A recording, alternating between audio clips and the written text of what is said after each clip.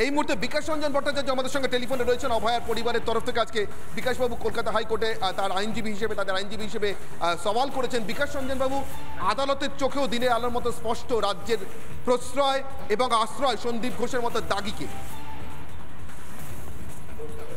হ্যাঁ, আদালত মন্তব্য করেছেন। আমাদের বক্তব্য ছিল যিনি সকালবেলা সরকারি কর্মচারী হিসেবে পদত্যাগ করলেন, তাকে বিকেলবেলা আরেকটা মেডিকেল কলেজের প্রিন্সিপাল করে দেওয়া হলো। এই তৎপরতা থেকে প্রমাণ হচ্ছে যে তিনি সরকারের খুব কাছের লোক। বিচারকরা এটা শুনে খানিকটা বিস্মিত হয়েছেন, তাই তারা জানতে চেয়েছেন যে কেন তাকে এইভাবে রেখে দেওয়া হলো, কি তার গুরুত্ব, তাকে কেন জিজ্ঞাসাবাদ করা হয়নি, এই সমস্ত মন্তব্য করেছেন আদালত। বিকাশ রঞ্জন বাবু, এই পরিবারের সঙ্গে বিধানসভার, আমি একটু আগেই বলছিলাম, একজন অত্যন্ত সিনিয়র বিধায়ক রাজ্য বিধানসভার, তিনি একটি পদেও আছেন, আমি নামটা এখনই বলছি না, তিনি ঘাঁটি কেটে বসে আছেন অভয়ার পরিবারে গতকাল দুপুর থেকে। কে আসছে, কারা আসছে, কি কথা বলছে পরিবারের তরফ থেকে, এটা কি আদালতকে জানানো হলো বিকাশবাবু আজকে? আমরা সে সমস্ত কথা আদালতের কাছে এখনো বলিনি। আমরা চাইছি একটা তদন্ত হোক এবং সেই তদন্তটা যেন রাজনৈতিক উদ্দেশ্য প্রভাবিত না হয়ে পড়ে তৃণমূল দলের পক্ষ থেকে, সেটাই আমাদের একমাত্র বক্তব্য। মুখ্যমন্ত্রী গতকাল নিজের পুলিশকে সার্টিফিকেট দিয়ে আরো 6 দিনের সময়সীমা কার্যত দিয়েছেন। অনেকেই বলছেন এটা আসলে তথ্য লোপাট করবার জন্য সময়সীমা দেওয়া। আদালতে এই প্রসঙ্গটিকে আজকে কোনোভাবে এসছে বিকাশ রঞ্জন বাবু? হ্যাঁ, আমি সওয়ালের সময় বলেছি যে অতীত অভিজ্ঞতা খুব খারাপ। আমরা দেখেছি সারদা মামলায় কিভাবে পুলিশকে ব্যবহার করে সমস্ত রকম তথ্য লোপাট করা হয়েছিল। তথ্য লোপাটের প্রচেষ্টাই রাজ্য সরকারের আছে, সেই জন্যই আমাদের আশঙ্কার কথা আমরা আদালতকে জানিয়েছি। বর্তমান পুলিশ কমিশনার সিআইডির দায়িত্বে থাকাকালীন আরো একটি ধর্ষণ মামলায় নাকি খুব দুঃখজনক এবং দুর্ভাগ্যজনকভাবে নানান মিসিং লিঙ্ক তৈরি হয়েছিল তার তদন্তের ক্ষেত্রে। বিকাশ রঞ্জন বাবু, এই কথাটা কি আজকে আদালতে উঠেছে? হ্যাঁ, একজন আইনজীবী তিনি এই প্রসঙ্গটা এনেছেন তার অভিজ্ঞতার মধ্যে দিয়ে, যে এরা ঠিক সততার সঙ্গে কাজ করে না, এই অভিযোগটা তিনি করেছেন আদালতে। একটার সময় তো কেস ডায়েরি চেয়েছে আদালত বিকাশ রঞ্জন বাবু, হঠাৎ এত দ্রুত কেস ডায়েরি চেয়ে পাঠানোর কারণ কি বলা হলো আদালতের তরফ থেকে, যদি একটু আমাদেরকে ব্যাখ্যা করে বলে দেন। যেহেতু আমাদের আশঙ্কা হচ্ছে যে তথ্য লোপাট হতে পারে, সেই জন্য আদালত কেস ডায়েরি দেখতে চেয়েছে। অনেক ধন্যবাদ বিকাশ রঞ্জন বাবু আমাদের সঙ্গে কথা বলবার জন্য। একজন দায়িত্বশীল আইনজীবী হিসেবে মামলা লড়ছেন, পরিবারের তরফ থেকে লড়ছেন, কেস ডায়েরি চেয়েছে আদালত একটার সময়। ফলে স্বভাবতই বিকাশ রঞ্জন বাবু একেবারে টু দ্য পয়েন্ট, আমি যেমন প্রশ্ন করছিলাম তার বাইরে কিছু বলছেন না, এবং আমিও তাকে বলতে অনুরোধ করব না, কারণ আমরা নিশ্চিতভাবে রাজ্য সরকারের মতো চাই না এই মামলাটা কোনো জায়গাতে সামান্যতম লুজ হোক। আর্জিকর কাণ্ড নিয়ে রাজ্যকে কার্যত তুলোধনা করতে শোনা গেল, আদালত তুলোধনা করেছে এবং কোনোভাবে এটা মনে করা হচ্ছে যে সেখানকার অধ্যক্ষ সন্দীপ ঘোষকে কোথাও গিয়ে যেন আড়াল করবার চেষ্টা করা হচ্ছে এবং আড়াল করবার চেষ্টা করছে রাজ্য।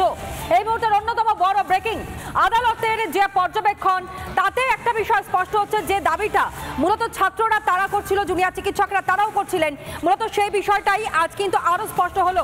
নিউজরুমের দিকে সরাসরি নজর রাখবো। অনির্বাণ সিনহা আমাদের সিনিয়র এডিটর এই মুহূর্তে আমাদের সঙ্গে রয়েছেন। অনির্বাণ, বারংবার যারা প্রতিবাদ করছেন, আন্দোলন করছেন, তারা বা তাদের মধ্যে থেকে আওয়াজ আসছিল কিছু একটা যেন ঢাকার চেষ্টা করা হচ্ছে, কিন্তু সেই বিষয়টাই আজ যখন আদালতে উঠলো সেখান থেকেও কিন্তু একটা বিষয় আসছে যে এই সন্দীপ ঘোষ যার বিরুদ্ধে এত অভিযোগ, তাকে কি তাহলে আড়াল করবার সর্বরকম ভাবে চেষ্টা চালিয়ে চলেছে রাজ্য, কিন্তু কেন? তনয়া, সেটাই প্রশ্ন, এবং সেই প্রশ্ন আমরা করছি না। গতকাল খেয়াল থাকবে তোমার এবং আমাদের দর্শকদেরও নিশ্চয়ই মনে আছে, আমি গতকাল সন্ধ্যে 6টা থেকে 7টা পর্যন্ত লাগাতার চেঁচিয়ে একটাই প্রশ্ন করে গিয়েছি, কেন মমতা বন্দ্যোপাধ্যায় এই দাগী সন্দীপ ঘোষকে আড়াল করছেন। আমার বলতে কোনো দ্বিধা ছিল না, দাগী সন্দীপ ঘোষ, তার কারণ এই লোকটা হাসপাতালের বর্জ্য নিষ্কাশন থেকে শুরু করে হাউস স্টাফশিপ পাওয়া পর্যন্ত সর্বত্র মাথা থেকে পা পর্যন্ত আপাদমস্তক দুর্নীতিতে মোড়া একটা লোক, এবং এই লোকটা আরজি করের প্রিন্সিপাল থাকাকালীন ঘটায়নি এমন কোনো জঘন্য ঘটনা নেই হাসপাতালের ইতিহাসে, কলকাতার এবং রাজ্যের স্বাস্থ্য প্রশাসনের ইতিহাসে।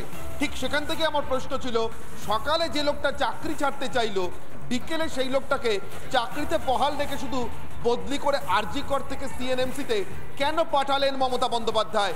কোথায় তার বাধ্যবাধকতা?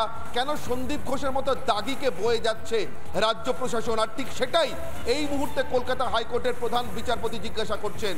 কৌস্তব বাগচি, বিকাশ ভট্টাচার্য, বিল্লদল ভট্টাচার্য, যে জনস্বার্থ মামলা দায়ের হয়েছে, একের পর এক আইনজীবী, বিকাশ ভট্টাচার্য পরিবারের পক্ষ থেকে এসছেন, অর্থাৎ অভয়ার পরিবারের পক্ষ থেকে, মা বাবার পক্ষ থেকে কথা বলতে এসছেন। জিজ্ঞাসা করলেন, প্রধান বিচারপতি জিজ্ঞাসা করলেন এই মুহূর্তে বিল্লদল ভট্টাচার্য কি বলছেন কলকাতা হাইকোর্ট থেকে শুনবো। একদম অন্য রকমের ছিল, রাজ্য সরকারের তরফ থেকে অপোজ করা হচ্ছিল, যদিও বারবার বলা হচ্ছিল যে না আমরা অপোজ করতে আসিনি, কিন্তু এই 7 দিনের মধ্যেও অনেক ভ্যালুয়েবল টাইম অতিবাহিত হবে, যার মধ্যে আরো রেলিভেন্ট এভিডেন্স ডিস্ট্রয়েড হয়ে যাবে। তো আমরা আদালতের কাছে সবাই মিলেই আমরা আজকে আর্জি জানাই যাতে কেস ডায়েরিটা আজকেই প্রডিউস করা হয়, কারণ এই মামলা যদি সিবিআইয়ের কাছে ট্রান্সফার হতে আরো দেরি হয় তাহলে আরো মামলাটির যা ভ্যালুয়েবল এভিডেন্স আছে সমস্ত নষ্ট হবে।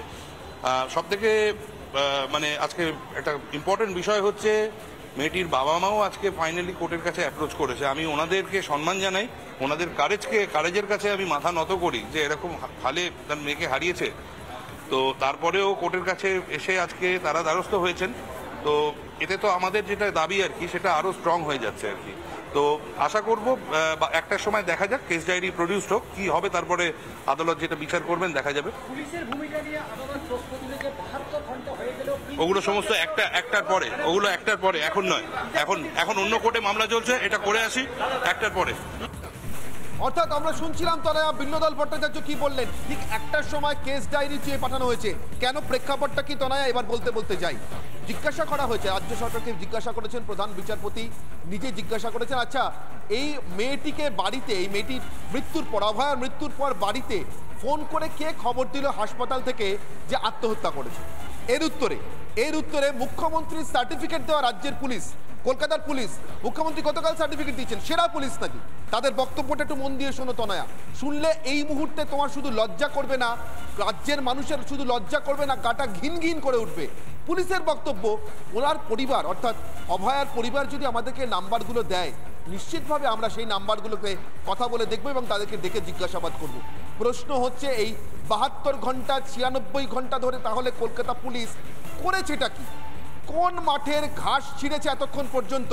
72 ঘন্টা থেকে 96 ঘন্টা অতিক্রান্ত ঘটনার এখনো অভয়ার পরিবারের কাছ থেকে একটা ফোন নাম্বার জোগাড় করে কে সেদিনকে হাসপাতাল থেকে ফোন করে এই ধর্ষণ এবং খুনকে আত্মহত্যা বলে চালাতে চেয়েছিল, সেই নাম্বারটা এখনো পর্যন্ত পুলিশ জোগাড় করে উঠতে পারেনি। আমি তো দায়িত্ব নিয়ে বলছি, নাম বলে দেবো এরপরে, যদি লজ্জা ঘেন্না ভয় না থাকে, যদি এখনো বাড়ি থেকে না বেরোন তাহলে নাম বলবো। বিধানসভায় সরকার পক্ষের অত্যন্ত সিনিয়র একজন বিধায়ক গতকাল দুপুরবেলা থেকে অভয়ার পরিবারের দলবল নিয়ে ঘাঁটি গেড়ে বসে আছেন, অত্যন্ত অসভ্য এবং ইতরের মতো, যাতে যারা ওই পরিবারের সঙ্গে দেখা করতে যাচ্ছেন তাদের সঙ্গে কথা বললে কি কথাবার্তা হচ্ছে, কি কথোপকথন হচ্ছে তিনি হুবহু রিপোর্ট করতে পারেন। ঠিক যেভাবে আরজিকর মেডিকেল কলেজে সন্দীপ ঘোষ নামক এই মনুষ্যতর প্রাণীটিকে বসিয়ে রাখা হয়েছিল এবং তাকে সরাতে বাধ্য হওয়ার পর তাকে সিএনএমসিতে দেওয়া হয়েছে, তার চাকরি খেয়ে নেওয়ার মুরদ, তার চাকরি খেয়ে নেওয়ার সাহস সরকারের নেই, তার ইস্তফাপত্র সেটা গ্রহণ করার মতো মুরদও সরকারের নেই। তার কারণ সন্দীপ ঘোষ আসলে যে কত বড় দাগী সেটা হাইকোর্টের চোখে প্রমাণিত হওয়ার পর হাইকোর্টও ঠিক এটাই জিজ্ঞাসা করছে। এতে অত্যন্ত ফিশি ব্যাপার। প্রধান বিচারপতি বলছেন এত বড় একটা লোক, যে লোকটার প্রিন্সিপাল থাকাকালীন এত বড় একটা ঘটনা ঘটে গেল, ঘটনাকে ধামাচাপা দেওয়ার চেষ্টা করা হলো, তাকে ডেকে এখনো পর্যন্ত জিজ্ঞাসাবাদ করা হয়েছে। মুখ্যমন্ত্রীর সার্টিফিকেট পাওয়া দুর্বিনীত গোয়েল কলকাতা পুলিশের কমিশনার, তিনি এবং তার বাহিনী এখনো পর্যন্ত যে তাকে কোনো জিজ্ঞাসাবাদ করেননি সেটা হাইকোর্টে দাঁড়িয়ে রাজ্যকে বলতে হয়েছে। প্রধান বিচারপতি বিস্মিত, বলছেন আপনারা কি এটাকে রিওয়ার্ড দিলেন? জিজ্ঞাসা করছেন সন্দীপ ঘোষকে কি আপনারা অর্থাৎ রাজ্য সরকার রিওয়ার্ড দিয়েছে? অভয়াকে ধর্ষণ এবং খুন করবার ব্যবস্থা সুন্দর সুচারুভাবে করবার জন্য এবং তারপর তার খুন এবং ধর্ষণকে ধামাচাপা দেওয়ার আপ্রাণ চেষ্টা করে যাওয়ার জন্য সন্দীপ ঘোষ কি রিওয়ার্ড পেয়েছেন? এই মুহূর্তে সিএনএমসিতে অর্থাৎ ক্যালকাটা ন্যাশনাল মেডিকেল কলেজ হাসপাতালে আমাদের প্রতিনিধি অনুপম রয়েছেন।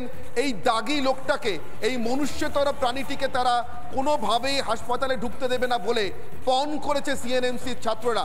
আমি তাদেরকে কুর্নিশ জানাই, তাদের এই আন্দোলনকে কুর্নিশ জানাই। যারা প্রতিবেশী দেশের ছাত্র আন্দোলন থেকে প্রেরণার রসদ সংগ্রহ করার চেষ্টা করেন, তারা একবার দেখুন কলকাতায় এসে কলকাতার ছাত্ররা কি করতে পারে, বাংলার ছাত্ররা কি করতে পারে। কোনো প্রতিবেশী দেশ থেকে ছাত্র আন্দোলনের রসদ সংগ্রহ করতে হবে না, জিহাদিদের কাছ থেকে, জামাতিদের কাছ থেকে শিখতে হবে না। আন্দোলন কিভাবে করতে হয় কলকাতা ন্যাশনাল মেডিকেল কলেজের ছাত্ররা দেখিয়ে দিচ্ছে। গোটা রাজ্যের ছাত্রছাত্রীদেরকে তারা গোটা রাজ্যের ছাত্রদের কাছ থেকে, ছাত্রীদের কাছ থেকে তারা সাহায্য চেয়েছেন, আসতে বলেছেন, যাতে কোনোভাবে এই মনুষ্যতর প্রাণীটি হাসপাতালে প্রবেশ পর্যন্ত না করতে পারে। সুপারের দায়িত্ব নেওয়া তো দূরের কথা। এবং জানিয়ে রাখি, কলকাতা মেডিকেল কলেজ, মাফ করবে, কলকাতা আরজিকর মেডিকেল কলেজ হাসপাতাল থেকে এখানে তাকে সরিয়ে দেওয়ার পর, যাকে রিওয়ার্ড বলে কলকাতা হাইকোর্টের প্রধান বিচারপতি মনে করছেন কার্যত রিওয়ার্ড দেওয়া হয়েছে, তারপর তাকে কেন সরিয়ে দেওয়া হচ্ছে না, এবং তাকে সরিয়ে না দিলে, ইমিডিয়েটলি সরিয়ে না দিলে, প্রয়োজন পড়ে নির্দেশ দিয়ে বিচারপতিরা নিজেরা সরাবেন, অর্থাৎ কোর্ট, আদালত সরাবে, এমনটাও বলে দিয়েছেন ইতিমধ্যে প্রধান বিচারপতি।